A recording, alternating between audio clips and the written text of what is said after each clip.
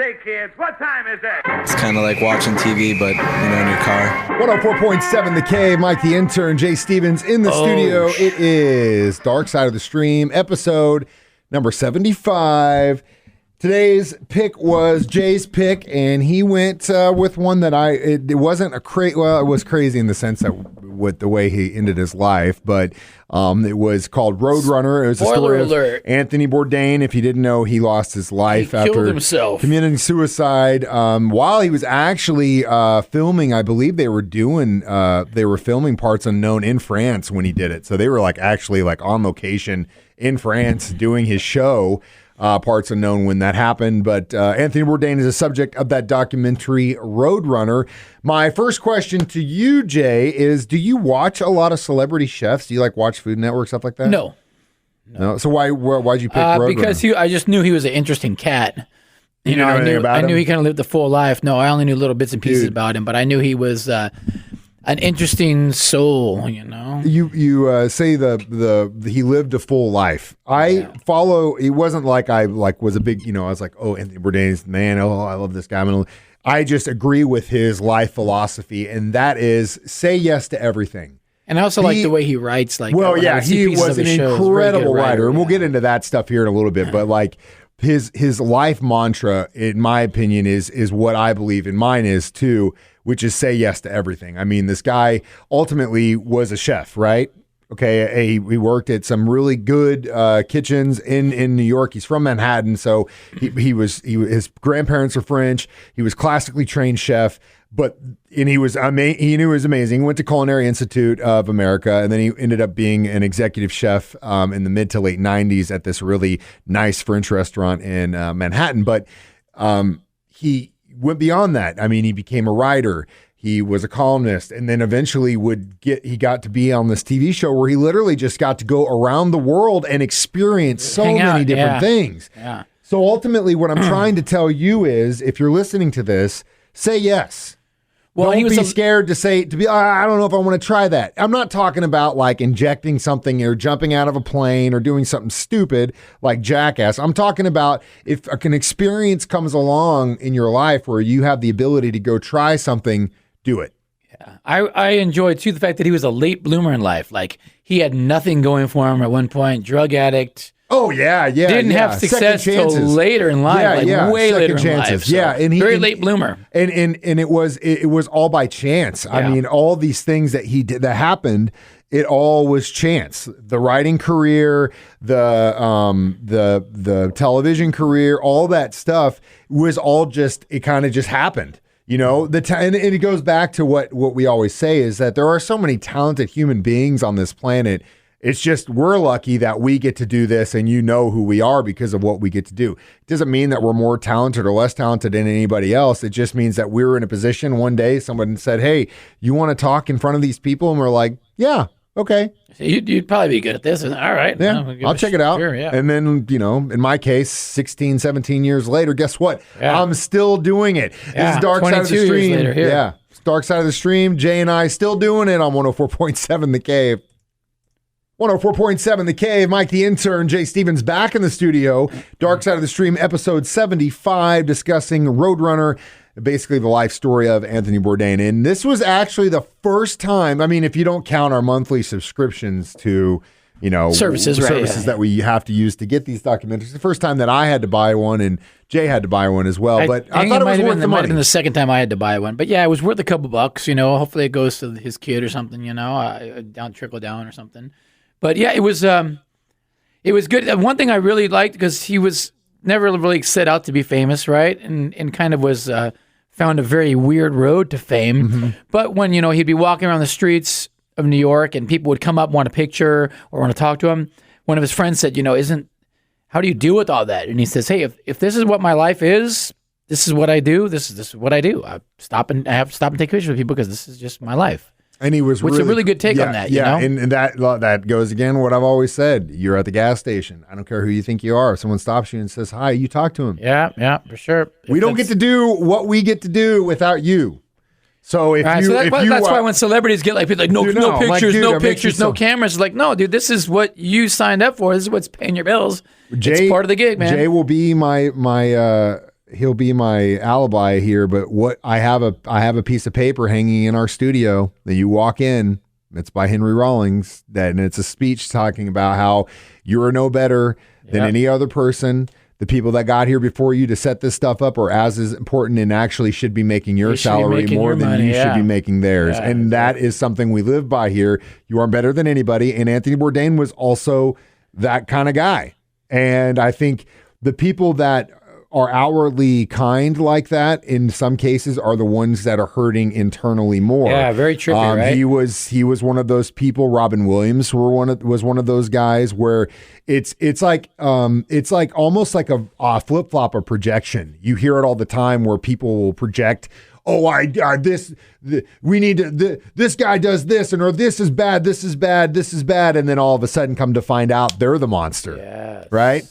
And whether it's a relationship where the girl's like, oh, you're going to cheat on me, but she's the one that cheats on you. Or these guys are bad news. This music is hurting our children. Well, then turned him to find out he's been hanging out with a bunch of underage girls. We could go big or go home on this thing all day about projection. But my point is there is also a good form of projection. And I think that's what Anthony Bourdain's was that he was internally just a volcano. So he was outwardly kind to everyone. I mean, obviously he had his moments, I'm sure, but like he was trying to be as real of a person as he possibly could be. And I think maybe his upbringing and all the things that he went through as a young adult and all that stuff probably grounded him and stuff too. Yeah, it grounded him for sure. But it's definitely a crazy life. I mean, it's horrific. Well, we'll talk more about this stuff later because I don't want to bust it all out in just one segment. So we'll talk more. We're talking Roadrunner. This is Dark Side of the Stream. Getting a little soft and serious today. Jay Stevens, Mike the Intern on 104.7 The Cave. 104.7 The Cave. Mike the Intern, Jay Stevens back in the studio. It is Dark Side of the Stream. Discussing Roadrunner, the life story of Anthony Bourdain, which you have to purchase if you want to watch it, but it's definitely worth it, especially if you're into anything that he did, Parts Unknown, any of the stuff that he wrote, if you read it, Kinship Confidential, any of that stuff. He was an incredible writer, like Jay said. And if Jay Stevens says you're a good writers, that's a compliment because Jay does not read. Yeah, I don't read. Jay don't read. Yeah, you know what's a trip too? There is some controversy about this documentary. Did you look into that? No.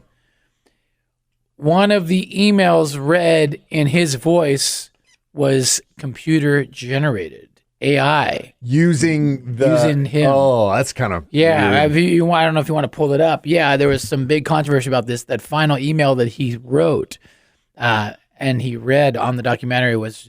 I did not know AI read that it was in well his done. Voice. Yeah. Very well done. Right? And scary as hell. Especially for two guys like us that literally have said probably every word in the English language on air you can make us or say recorded. Anything. Yeah, I mean, we'll probably be the first ones that are like, oh, we can just use the AI Mike and Jay going forward. So maybe we'll be around forever. Put a fake face on us. Can you imagine that? Well, just like we'll be dead 50 years and we're still doing mornings. I'm still doing mornings. God, just a computer-generated version. They're like, how old is Jay? 120. He's been dead for 60 years, but you know what? At the same time, he's still going strong. He's still doing afternoons on the Cave forever and ever and ever. Computer generate me to be a little more sexier, please. But speaking of life, what I was going to talk about in the last one and kind of what I'm trying to push in here is, don't say no to anything. Say yes to life experiences, but one thing that I was trying to do early on and when I was doing here was like, I knew that this could be fleeting. Like I might not last forever. So take as much as you can. And that goes along with the saying yes, wring out every drop of life that you can wring out.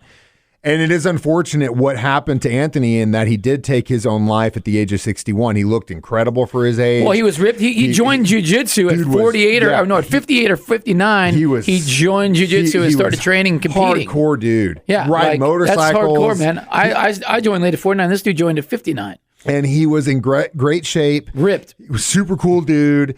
And it is what it is. But at the same time, look at what kind of life he lived in 61 years. You know what I mean? There are people that will go 120 years never that won't live half that life. 1 year of life that he was able to live. That's what I always say too. It's like if I die, hey, I've lived a great life. I've lived the life of 10 men, man. Yeah, I've done some crazy stuff. Dude, absolutely. You can look at every period of your life and say that in itself is a life. Yeah. You know what I mean? Hell yeah, man. And that is a great lesson to take. So, I mean, you watch this documentary and you see all the things that he did. And it's just, I mean, you can go on his Wikipedia page and it's so long. Everything, TV, film, publishing, everything. It's crazy. I mean, dude was even on Miami Ink. You know what I mean? So he did so many different things. Bottom line is he did so many different things because he loved life and he wanted to live life. But it's just sad the way his life ended up. We'll come back with our... Do you think, though, maybe that he also did so many things to keep himself constantly doing something so that he didn't have to face the demons on the other side? He wasn't in his room by himself. Yeah, it was just, like I don't like to be. I don't like to be go. in the room by myself. Go. I don't like to be alone in a room like for a long period of time. I prefer to be around people. I'm also a people person. But there's a balance for me. Like, I like to be at home with the family. I like to do family time. But I'm talking about like alone. Yeah, like hotel room, alone. I get a little sketched out. Like, I prefer to have some people around. I think there's a benefit to it at certain points, but I'm on the same I just like people. I like being around people. So I get that. But like, yeah, it goes back to what I said in the last break. It's all about projection. You know what I mean? Like, he's projecting. He had so many demons that he was just projecting this love of life through what he was doing so that he can combat that. And you're right. I think it's just also he didn't want to go home alone. Yeah. But, he had women, and you could make the argument that the last one he had wasn't the best one in the world, and I don't really want to get into that and throw mud on her. Oh, man. Whoa. She wasn't. I mean, it's just that's a fact, dude. If you look at what transpired between the two of them leading into his death, I definitely think she had something to do with it. But again, it's a sad situation. It really is. And that's the tough part about watching this documentary is you already know the ending. You know what I mean? Right, you know it's a trip because you're like, okay, I know what's going to happen. Yeah, it's like Titanic. You know what's going to happen, but just where does stuff start to go wrong, man? Because you see him just excelling in life and like just success, he'd still be doing it. Yeah, it's you never know, man. It's a shame. Hung himself.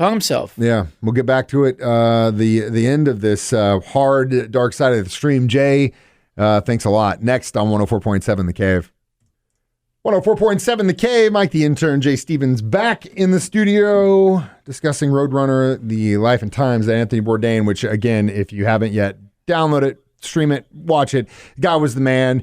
Obviously not the way he ended his life, but at the same time, the way he lived his life is what you want to focus on. Almost like legends. Other than drugs and alcohol stuff, obviously, but I also want to get this out there. Mental health is a very crucial thing. And if you're going through mental illness, whether it's depression, anything, there are people that you can talk to. There is a 24-hour hotline you can call anytime, anywhere, for free. You can talk to someone. I mean, if you reach out, you're not alone. You are never alone in this life. Ever. Chances are your next door neighbor, your coworker, your friend, they're probably going through the same thing have gone through the same thing. They probably want somebody to talk to too. Yeah, you're not alone. have a beer, have a coffee. Suicide is a very, very, in my opinion, selfish act.